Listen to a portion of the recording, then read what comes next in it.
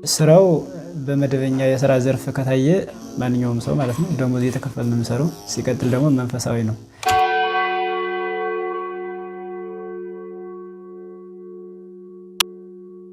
እኔ ወሰድኩት መጀመሪያ ስዕል ነበር የሞከርኩት። ከዚያ ሳለውም ስዕል ሞክር ነበር። አሁን ደግሞ ሀረግ እየሰራሁ ነው።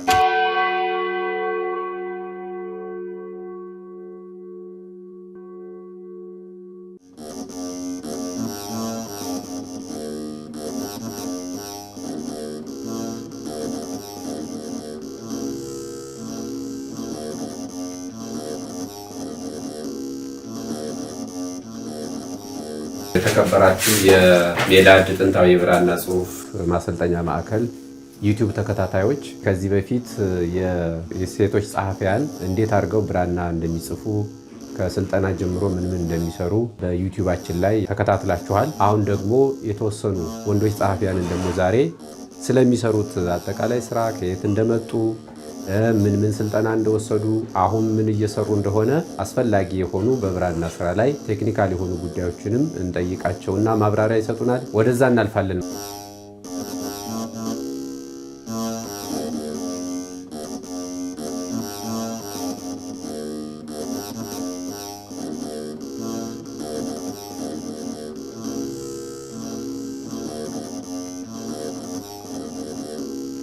ስሜ ኃይለ ማርያም ጥላሁን እባላለሁ። የመጣሁት ከደቡብ ጎንደር ዞን ከአንዳቤት ወረዳ ነው ማለት ነው። ወደዚህ ከመምጣቴ በፊት በአስኳላው ትምህርት የነበረኝ የትምህርት ደረጃ ኮሌጅ ላይ ሰልጥኛለሁ፣ ተመርቄያለሁ ማለት ነው። በቢራ ሙያ ሰራ ነበረ። ከዚህ ከመምጣቴ በፊት ለ2 ዓመት ያክል ሰራ ቆይቻለሁ። ስሜ በኃይሉ አልቅበት እባላለሁ። የመጣሁት ከፍቼ ሰራዳ ሀገረ ስብከት ቅድስት ኪዳነ ምሕረት ቤተክርስቲያን ነው። የትምህርት ደረጃዬ በአስኳላ ትምህርት አይቲ ነበር የምማረው። ከዚያ እሱን አቋርጬ ነው 1 ዓመት እንደተማርኩ ወደዚህ የመጣሁት።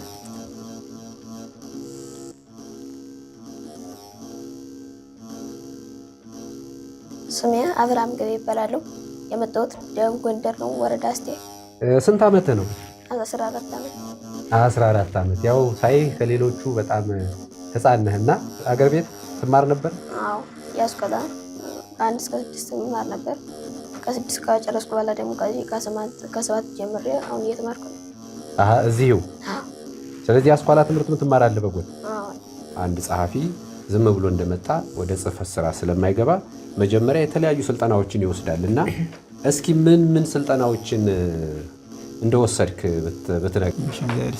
ያው እኔ የብራና ጽሑፍ ስራ ለመጀመሪያ ጊዜ የጀመርኩትም ከዚህ ነው። ሁሉንም እያንዳንዱን ሂደት ያየሁት ከዚህ ነው። ከመጀመሪያ ከብራና አጠቃላይ ሙሉ ማንነቱ ጀምሮ ማለት ነው። ያው ባለው የተቋሙ ስርዓት መሰረት መመሪያ ህግና ደንብ ባለው ፊደል ስልጠና ነው። እያንዳንዱን ፊደላት ከሀ እስከ ፐ ድረስ፣ ከዛ ደግሞ ያሉትን የግዕዝ ፊደላት አሉ፣ ሌላ ተጨማሪ ህጹፃን ፊደላት የሚባሉትን ሳይቀር ማለት ነው። ከሱ ጨምሮ ቁጥርም ሳይቀር ሁሉንም ስልጠና አጠቃላይ ይሰጣል።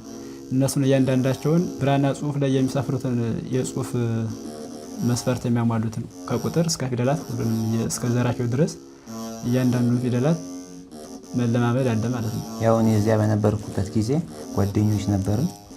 ያው እነሱ እንደነገሩኝ ወደዚህ ተቋም ስመጣ ያው ማስታወቂያውን እንደተለጠፈ ነገሩኝ። ከዛ ሄጄ አየሁትኝ። ከዛ ይሄ ነገር ሳየው መልካም ሆነ፣ መንፈሳዊም ስለሆነ ያው ወደዚህ ተቋም መጣሁኝ ለስልጠና። እያንዳንዳቸው ፊደላት የየራሳቸው የሆነ ቅርጽ አላቸው። ርክርክ ያለው ፊደል አለ፣ ቀለበት ያለው ፊደል አለ፣ ስብራት ያለው ፊደል አለ። ልክ ይሄ ሁሉ እያንዳንዱ ይያዛል፣ ይታያል፣ ይገመገማል። አሰልጣኞች አሉ፣ መደበኛ አሰልጣኞች እነሱ ስላሉ እነሱ ይገመግማሉ። በእነሱ በሚሰጡት ግምገማ መሰረት በዛ መሰረት ነው ሽግግሩ ማለት ነው። ለምሳሌ አንድ ሰው 3 ፊደላት መጻፍ ካለበት ሀ ለ መ ር ከጻፈ የነዚህን እስከ ዘራቸው ድረስ ጽፎ ደህና ናቸው ከተባለ ወደ መ ይገባል ማለት ነው። ከመ እያለ በዛ ተዋረድ ይወርዳል። በዚህ ሂደት የፊደላትን አጠቃላይ ስልጠናቸውን ወሰድኩኝ። ያው አሰልጣኞች በሚሰጡት ግምገማ መሰረት ወደ አረፍተ ነገር ገባሁ ማለት ነው። አረፍተ ነገር ላይ ደግሞ አንድ ተጨማሪ ነገር አለው ማለት ስርዓተ ነጥብ ይጨመርበታል። በመካከል ነቁስ በመካከል 2 ነጥብ አለ፣ ቃላትን የሚከፋፍል ማለት ነው። 4 ነጥብ አለ። እነዚህ የሚጨመሩበትና ሌላው ተጨማሪ ነገር ደግሞ የፊደላት ማመጣጠን አለ። ለምሳሌ አንዱ ቃል ከአንዱ ቃል የፊደላቱ ወፍራምና ቀጭን እንዳይሆን ወይም ደግሞ ትልቅና ትንሽ እንዳይሆን መስመር መጠበቅ አለ። ክፍተታቸው አለ። አንዱ ፊደል ከአንዱ ፊደል ያለው ክፍተት በጣም የተራራቀም በጣም የተቀራረበ እንዲሆን አንዱ ከአንዱ ጋር የተለያየ እንዳይፈጥር ማለት ነው። ይሄ ሁሉ ይገመገማል በአሰልጣኞች ማለት ነው። ልክ በየዕለቱ እየጻፍኩት ያለው እየተገመገመ አስተያየት ይሰጣል። እነሱ በሚሰጡኝ መመሪያ መሰረት ማስተካከል ያለብኝ አስተካክላለሁ። ይቀጥል የተባለው ደግሞ በዛ ልክ ይቀጥላል ማለት ነው። እኔ የወሰድኩት መጀመሪያ ስዕል ነበር የሞከርኩት። ከዚያ ሳለውም ስዕል ሞክር ነበር። አሁን ደግሞ ሀረግ እየሰራሁ ነው። በጎን ደግሞ ስዕሉን እየሰራሁ እገኛለሁ። ሀረግ ነው የሰለጠንከው? ሀረግ ነው።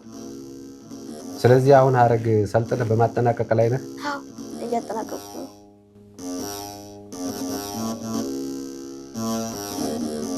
ከዚያ ወደዚህ እንደመጣን አቀባበል ተደረገልን። ቀጥታ ወደ ፊደል ስልጠና ነው የገባ ነው። ያው ከስነ ምግባር ለጥቆሱ ነውና ያው ፊደል ስልጠና ስንገባ ያው ከሀ እስከ ፐ ያሉ ፊደላትን ጠንቅቀን ማወቅ ይገባል። ከዛ እሱ ትክክል ከሆኑ እነሱን ከጨረስን በኋላ ያው አረፍተ ነገር ከዛ እሱ እንጽፋለን። ያው ልክ ፊደላት ስልጠና ሲባል ቅድም ወንድማችን ኃይለማርያም እንደነገረን የፊደላትን ምጣኔ፣ ፊደላት ርክርካቸው ተጠብቆ፣ ፊደላት ስብራታቸው ተጠብቆ፣ ቀለበት ያላቸው ፊደላት ቀለበታቸው ተጠብቆ፣ መስመር ተጠብቆ መስመራቸውን ጠብቀው እንዲጻፉ አድርጋችሁ የመጻፍ ስልጠና ማለት ነው አይደል? ይሄን ትወስዳላችሁ። ከዛ ቀጥሎ አረፍተ ነገር ከተጠናቀቀ በኋላ መልክ አለ። ትንንሽ መጻሕፍት ማለት ነው። ልክ ጥራዝ በትንሹ ቅርጽ ይቆረጥና ልክ ዋናውን መጽሐፍ ለመያዝ በዛ መልኩ ትሬኒንግ አለ ማለት ነው። ከዛ መልካ መልክ ደግሞ እንጽፋለን። እኔ አረፍተ ነገር እንደጨረስኩኝ መልካ ተክለ ሃይማኖት ነበር የተሰጠሁት። መልካ ተክለ ሃይማኖት ጻፍ። እሱ ላይም ልክ ፊደል ወጣ ገባ ማለት፣ መስመር መጠበቅ፣ የፊደላት አቀማመጣቸው ወደዚህና ወደዛ መንጋደድ አለመንጋደዳቸውን፣ ከእያንዳንዱ ፊደል መካከል ያለውን ስፔስ ደግሞ ልዩነቱን፣ እሱን ሁሉ በየሰዓቱ ይገመገማል። መጀመሪያ የመጣሁት በወረቀት ምናምን በወዳደቁ ብራናዎች ላይ ነበረ የሰራሁት። ከዚያ ያን ካጠናቀቁ በኋላ ወደ የመልኮቹ ሀረግ ምናምን ስሰራ ቆይቻለሁ። ያን ከጨረስኩ በኋላ ያን ካጠናቀቅኩ ወደ ወንጌል አልኩ።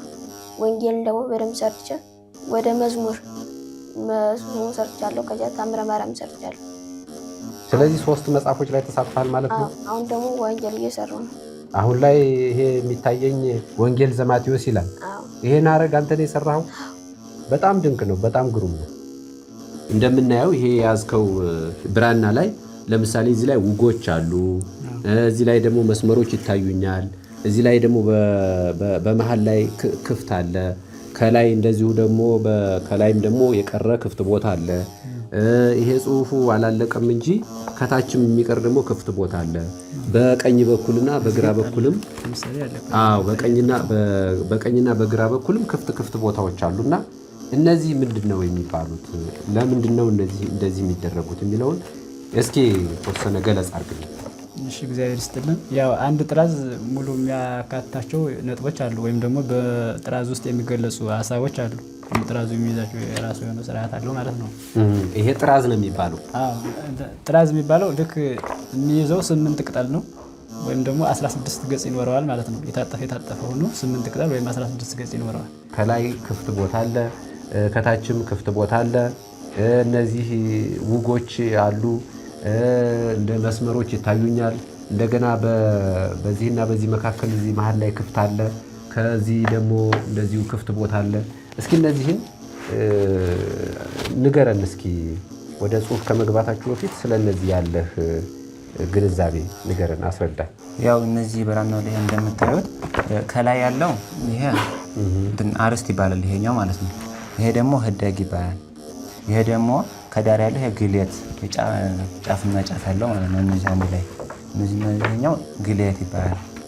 ይሄ ደግሞ ምስማክ ይሄኛው ማለት ነው። ይሄ ደግሞ መሀል ላይ የሚከፍለው ማለት ነው ሐውልት ይባላል። ይሄ ደግሞ አምድ ጽሁፍ የሚጻፍበት ማለት ነው። ከዚህ ደግሞ ከጽሁፉ በላይ ያለው ደግሞ እነዚህ ህዋ ይባላሉ። ህዋ እነዚህ ደግሞ ህጽ ከጽሁፎችና ከጽሁፎች መካከል ያሉት ማለት ነው። ከፊደልና ከፊደል መካከል ማለት ነው።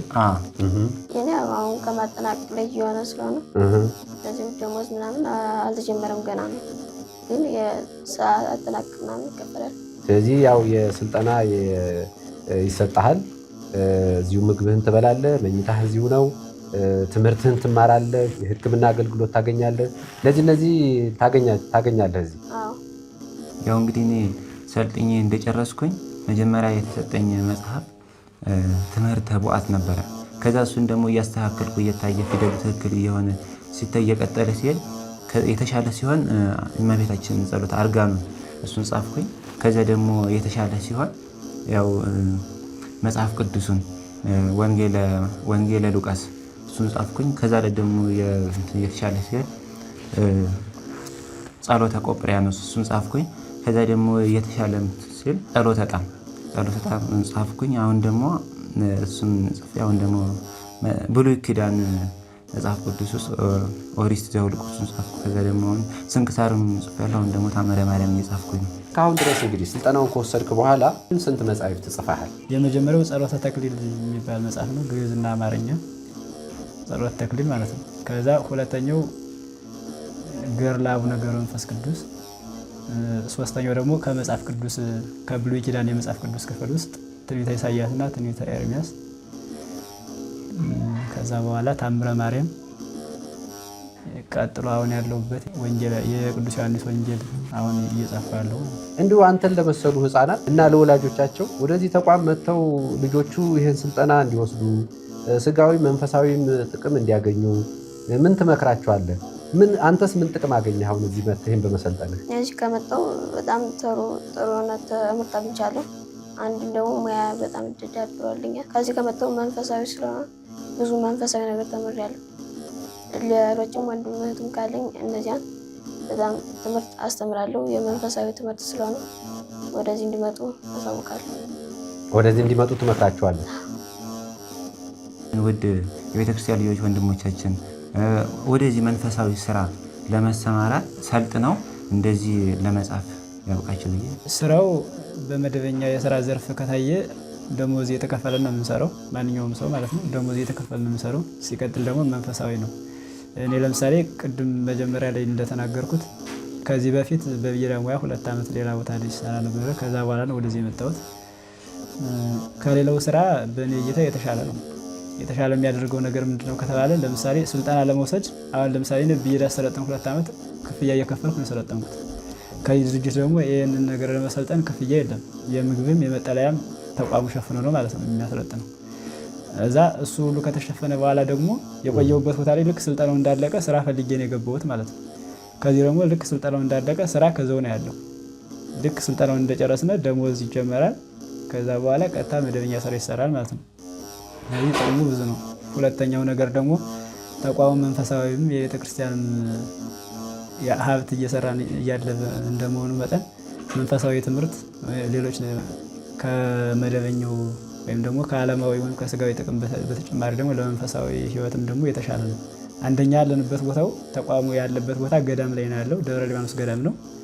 እንደ ስጋዊ ቅድም እንደነገርኳችሁ ደሞዝ የተከፈለ ነው የምንሰራው። እንደ መንፈሳዊ ደግሞ በቤተክርስቲያን እቅፍ ውስጥ ያለ ነው የምንሰራው። የቤተክርስቲያን ታሪክ ነው የምናስቀምጠው። የገዛ እጃችን አሻራ የቤተክርስቲያናችን ወይም ደግሞ የማንነታችን አሻራ ነው ማለት ነው። የሃይማኖታችን ጉዳይ ነው። ራሳችን ህይወታችን ደግሞ በምን መልኩ መምራት እንደምንችል ወደፊት ደግሞ ማወቅ የምንችልበት ነው። ከዛ በተጨማሪ ደግሞ መጽሐፉን በምንጽፍበት ደግሞ የምናገኘው ቃል ኪዳን አለ። ለተጻፈው ለዛ ጻፈው የሚለው አለ። የጻፈ ያጻፈ በሚለው ቃል ኪዳን በተሰጠው መሰረት ደግሞ ያው የመጨረሻው ተስፋ የምናደርገው መንግስተ ሰማያትን ለመውረስ ደግሞ የተሰጠን ወይም የተገባልን ቃል ኪዳን ስላለ በሱ መሰረት በሌላው የስራ ዘርፍ ከመስራት በላይ ለኔ ለምሳሌ እኔ ራሴን እንደሚያረካኝ ማለት ነው ይሄ ስራ የተሻለ ነው ብዬ እመክራለሁ። ስለዚህ ማንኛውም ወጣት ያው መንፈሳዊውንም ስጋዊውንም አጣጥሞ መሄድ የሚችልበት የስራ ዘርፍ ነው ማለት ነው። ጥንታዊ የሆነ የቤተክርስቲያናችን ባህል እንዲያድግና እንዲጎለብት እንዲሁም ደግሞ ታዋቂ ከዚህ በኋላ እውቅናም እንዲያገኝ ማዕከሉም በሰፊው ስልጠና እየሰጠ ይሄንን ባህል እንዲያሳድገው ምን ትመክራለህ ለወጣቶችና ለኦርቶዶክሳውያን ወላጆች? ማንኛውም ወጣት ለምሳሌ በዓለማዊ ስራ ብቻ ተጠምዶ መንፈሳዊ ነገር ማድረግ ቢፈልግ ግን የዓለማዊ ስራ የግድ ወደዚህ እንዳይመጣ ወይም ደግሞ መንፈሳዊ ነገሮችን ማድረግ የሚቃረንበት ሆኖ የሚቸገር ሰው ይኖራል። መንፈሳዊ ነገር ማድረግ ፈልጎ ግን ያለበት የስራ ዘርፍ ያንን ነገር እንዳያደርግ ከልክሎት የሚቸገር ብዙ ሰው ይኖራል። ከዚህ ስራ ዘርፍ ላይ ያለ ሰው ግን ለማድረግ የፈለገውን ማድረግ ይችላል። ማለት ማስቀደስ ቢፈልግ ማስቀደስ የሚችልበት የረፍት ቀን አለ። ልክ እንደ ስራ ዘርፍ በስራ ሰዓት መስራት የሚችለውን ይሰራል። ለቤተክርስቲያን አገልግሎት አንዱን አሻራ ደግሞ እንደዚህ መጽሐፍ ጽፎ ማበርከት ይችላል ማለት ነው። ስለዚህ ከዚህ አንጻር ወጣቶች ያው የራሳቸው ፍላጎትና ተነሳሽነት ካላቸው ወደ ድርጅት መጥተው ቢሰሩ በስጋቸውም ደሞዝ ተከፍሎ ነው የሚሰራው። በስልጠና ሰዓትም ምንም አይነት ወጪ የለም። መጠለያም ምግብም ሁሉንም ተቋሙ ሸፍኖ ነው ያለው የሚያገለግለው ማለት ነው። ከዛ ስራውን ከጀመሩ በኋላ ደግሞ መንፈሳዊውንም ስጋዊውንም ጥቅማቸውን አስጠብቀው መሄድ ይችላሉ። ከዚህ አንጻር ያው እያንዳንዱ ወጣት ወደዚህ መጥቶ ቢሰራ መልእክቴን አስተላልፋለሁ ማለት ነው። ክቡራን የሜላድ ጥንታዊ የብራና ጽሑፍ ማሰልጠኛ ተቋም ዩቲዩብ ተከታታዮች የዛሬውን ፕሮግራማችንን እንግዲህ በዚህ መልኩ እናጠናቅቃለን። ሜላድ የጥንታዊ ብራና ጽሑፍ ማሰልጠኛ ተቋም የሚገኝበት ቦታ ደብረ ሊባኖስ መግቢያው ላይ ይገኛል። ከዚህ በረከት ተካፋዮች እንድንሆን እግዚአብሔር ይርዳን። እግዚአብሔር ይስጥልን። እናመሰግናለን።